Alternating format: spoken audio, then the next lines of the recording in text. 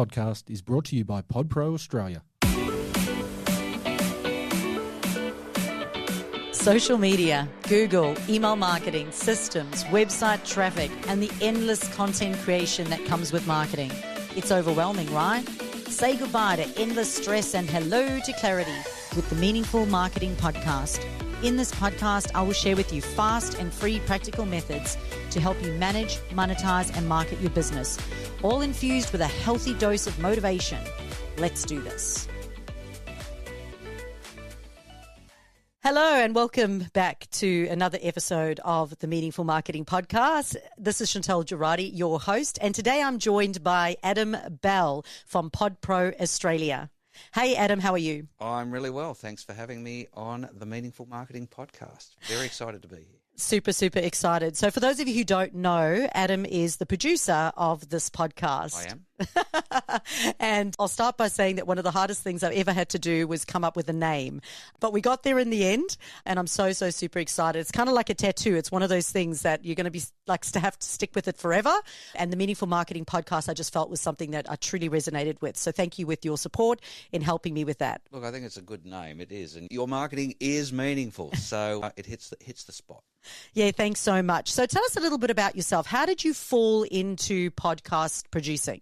Okay, you're right. It is something I actually fell into with most of the things in my life. But look, I've had a long history and background experience in, I guess, mainstream marketing, communication and sales. But I've always loved to talk. Try and get a word in today. Well, actually, both of us do. So this could be interesting as we get going. Love to talk and love podcast. And it occurred to me as I worked for someone who had a podcast studio and was producing a lot of podcasts for himself and his businesses, that there was an opening in the market to use podcasting, that platform. It was a very effective way to get messages across, and no one was using it. And still not many are using it because we've got this view of podcasts that they're for entertainment. Therefore, you listen about cooking, you listen about a sport, you listen to Hamish and Andy, and it's all about entertainment. But I worked out that there was this system, there was this ability to use it to actually get your marketing message across. But you've got to think about it very differently to the way we do think about podcasts. And that led me into getting my own studio and putting together podcast marketing packages. Yeah, that's awesome. And what I take from all of that is that you have to have a strategy, an overall strategy of how you're actually going to do this thing. Because for me, I was already creating video vlogs, on a weekly basis and uploading them to YouTube. But I was missing that gap in the podcast marketing space. And I know that when we first started out, I was like, oh no, I want to do 30 minutes to 1 hour because I can talk, about so many things. But when we had a look at it, it was like, it's rather short, sharp, get your information out there and people can consume it whilst they're driving their kids to school, whilst they're going for a 5K run, and they can get all the education and things that they need to do while they're doing it. So, yeah, it's been an amazing tool for that. Oh, look, absolutely. And there's a couple of things to unpack there. Yes, short, sharp messages, 8 to 12 minutes is the hot spot there. And the reason for that is that whether it be marketing, whether it be recruitment, whether I do this for businesses, real estate. Look, as much as we all love and are passionate about our own businesses, they're not what I call passion podcasts. They're not something that people want to hear and listen to absolutely it's more about high value content on demand when your audience wants to hear it. So, you come across one of your clients, you've built now a library of high value content on everything you do, but broken down into small, consumable bits in 8 to 12 minute episodes predominantly, where someone can go and look and say, I do want to know about Facebook marketing, and get a short, sharp, really concise message on that. Or something else that, blogs, website content. And so it's there at any point. And the real key to podcast marketing is, so a couple of things here. It is the only platform that allows you to get quite a long message across to your audience where they consume it. More than 80% of podcasts that are started to listen to all or most of. And where else can you get across a message to somebody for for, 8 to 12 minutes or more. And the reason for that is because you're not asking them to stop and take time out of their day to give you 100% of their attention.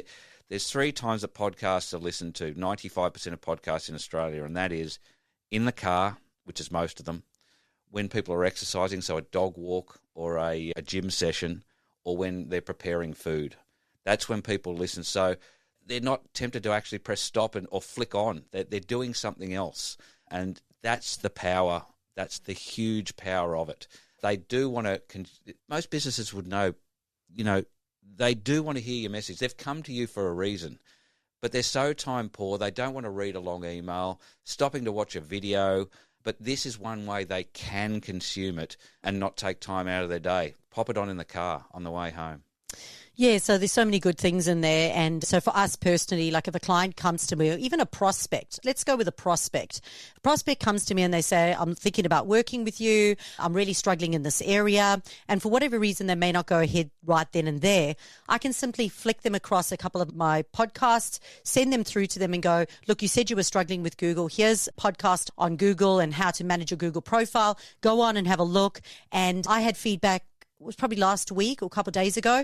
Somebody messaged me and said, thank you so much. That podcast you gave me, I listened to it, I've applied it, and I'm getting results. And that person is considering working with me based on the fact that they weren't quite sure if they were going ahead, but I've just given them something valuable that they were able to implement and now be able to, build that know, like, and trust and convince them then to move ahead and move forward with you. So many good parts over there.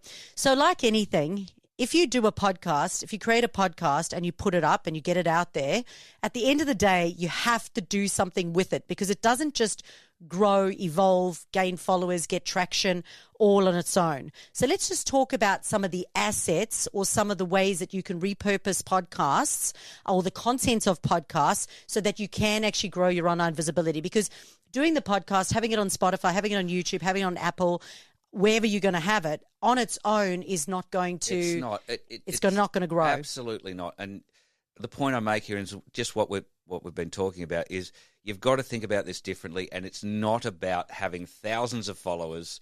Everyone thinks a podcast, you've got to have thousands. You build an audience, let's just say, to hundreds, then thousands, then hopefully hundreds of thousands of followers, and they're all dying to hear your next episode drop. That's not how podcast marketing works. You do have to use it differently. So it is more than just a podcast in what we do and what we do with, obviously, with the Meaningful Marketing Podcast. And that is from every episode, we will then go and repurpose it. And so the things we do is obviously make short form video. So really highly engaging, for want of a better phrase, clickbait type videos chopped up from this, because you do get fantastic content from podcasts, audios, even quotes. But again, there's so much more. From the transcript, you can then go and create a blog, which we all know is very helpful still for SEO. So from every episode you produce, there's a blog. There's also, we can create, the email that can go out to your list announcing what that podcast episode is all about. So the way we've implemented it with you, and it works so well, it's what I call the podcast marketing machine. From each episode, if you look at a weekly cycle, the episode drops, you are then promoting it and saturating your social media with that suite we've just talked about, videos, audios, quotes. You send an email out to your list with here, guess what? I've just dropped an episode on the best platform to use for your business. You've got the blog that goes up. It goes up on your website. It goes up on YouTube. And that is a 7-day cycle all on one clear message, one clear, piece of high value advice and that you've got for your audience. Then the next week you do it all again. And as you do, you come in, you record once a month, and that's all that's required, and the rest just takes care of itself. It works incredibly well. I'm surprised that not more people or even more businesses like mine have been offering it. Yeah, I think it does come down to, again, the strategy. And I think so many people have set up a podcast, and when it hasn't got the following or the traction, they go, it's a waste of time, I'm not going to do it. But like anything, it takes time to build, and it has its own brand in itself, so it has to build and grow. So let's just talk about for a moment there. I mean, I have the absolute luxury of being able to come into an actual studio. I produce normally around 3 podcasts once a month. I come in and I record here in Burleigh on the Gold Coast. Coast. But for other businesses that want to do it themselves, what equipment would you recommend, or what do you recommend? And is there any advice or something that you could give them to support them with managing their own podcast? Sure. Look, there's a bit to it. Look, the first thing I'd say in terms of equipment, just invest in a decent mic. Video, we're all used to seeing, videos done by phones these days. We're very used to, for want of a better phrase, amateur video. But the one thing, is that most of this is going to be actually consumed audibly. So you do notice when somebody's just using their computer's mic or even just the mic from your phone. So the one and only thing you really need in order to produce a pretty decent podcast is a half decent mic.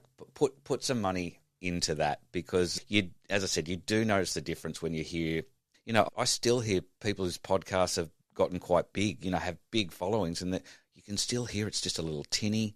But look, the other thing is creating a space, where you do need to make sure that the acoustics are okay. The worst thing is to sound tinny. So whether that's your bedroom, whether that's, but much better in a much more enclosed space.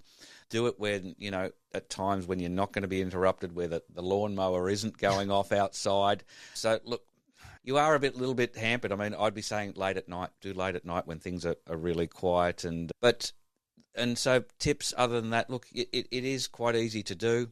Make sure you have a plan for what you are trying to achieve, a strategy. Plan your episodes out and be short and concise. You want to get a clear message across. Don't waffle, especially if we're talking this for businesses. I talk about my 8 to 12 minute window. One, because that's a time that someone can listen to in one bite in the car for a walk. But it also makes sure you get your message really concise, because we all love what we do. We all know we've got more to say, but you definitely can do it from home, but they're the things to be aware of.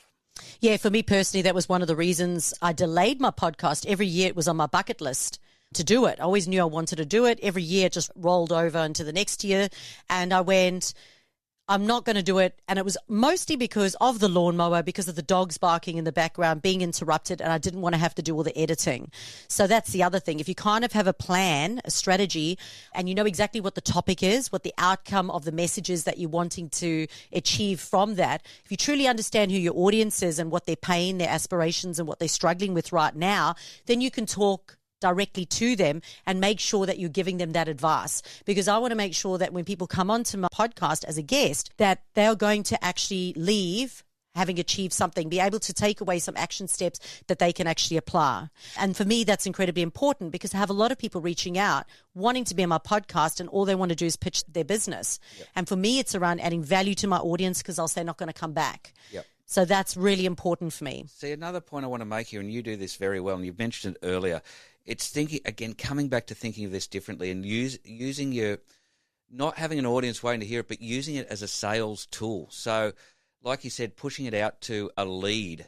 Whether you like it or not, as soon as you've got a podcast, you go up in the estimations and authority level for anyone who sees that you've got a podcast. That's just the way we see podcasters, if you like. I call it push marketing. So wherever you get the opportunity to push an episode to somebody on a topic you've been talking about, say, I've actually done a podcast on that, an episode. I'll shoot you through, and you send it through on the phone. Up comes your podcast cover with the title of exactly the problem they've been having, and whether they listen to it or not, they've gone, wow, and and you've given them a solution to their problem in a form that they can actually consume easily, that doesn't take time out of their day. I'll give you another example. Now, I do a podcast with an independent HR consultancy, a one-man band. Now, HR, and she admits, is the most boring subject on the planet.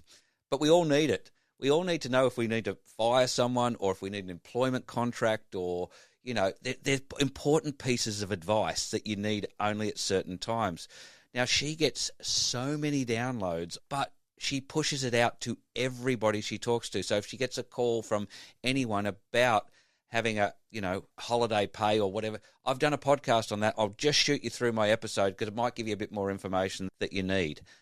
I need to fire someone. I've actually done that. There's ways and means you need to do that. Here's my podcast, pushing it out. And this has really elevated her. And her downloads are through the roof, but high value content when they need it, not thousands waiting to hear your next episode drop. And you do that very well as well. Yeah, awesome. So 2 things out of that, because for myself as a public speaker and as an MC, whenever I apply for these positions, they always want evidence of me speaking. So being able to show them my podcast gives me great credibility in that area.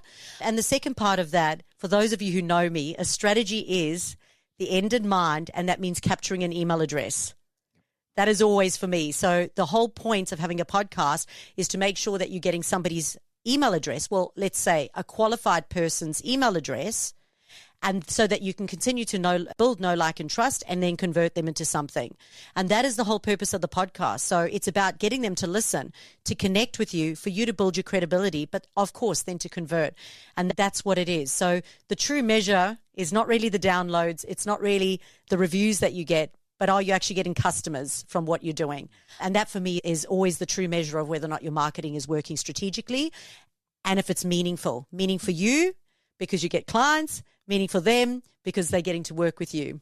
And the other part of being meaningful, I think, with having a podcast, and for those of you who are listening regularly to, this podcast, I bet you feel, even if you've maybe never spoken or spoken a little bit to you, you get to know who you're listening to. Everyone would know, whether it's this podcast or any. Once you've listened to 2 or 3 episodes, you feel as though you know the person. You know their sense of humour. You know their personality. And that's one really key thing to podcast. Can't go through a presentation. It can't happen through, a brochure. In a world where, if you've listened to another episode of this, I love AI. But in a world where AI is taking over and you don't know what's what, who's saying what's real and what's not, this is a true way of human connection that, you can't beat, because how many people out there use you because of you? Oh, 100%. 100%. I know I was at an event a couple of weeks ago and a lady came up to me and she had the smile. She kept looking at me across the room and smiling. And then as I walked past her, she went, "Chantal Gerardy." And I went, "Yes." And I, no idea who she was. And she's like, "Oh my gosh, I listened to your podcast. I feel like I know you." And I mean, that is the power of podcasting, which is super awesome. So Adam, thank you so much for today. It's been an absolute blast. Could you please let everybody know how they can contact you? Yeah, look, absolutely. My website is www.podproaustralia.com.au, and you can reach out on socials or even my email address, adam@podproaustralia.com.au. And yours is one of our flagship shows, obviously.